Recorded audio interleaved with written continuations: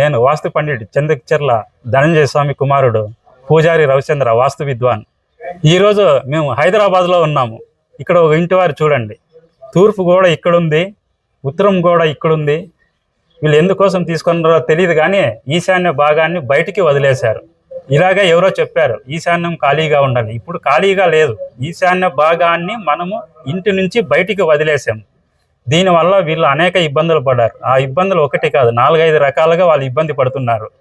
కాబట్టి దీనికి పరిష్కారంగా ఉత్తరం గోడకి సమానంగా ఒక దారం పట్టేసి, తూర్పు గోడకి సమానంగా ఒక దారం కట్టేసి, ఇక్కడ ఈ దారాలు రెండు కలిసే చోట ప్లస్ గుర్తులో ఇక్కడ నుంచి పైకి పిల్లర్ వేయమన్నాము.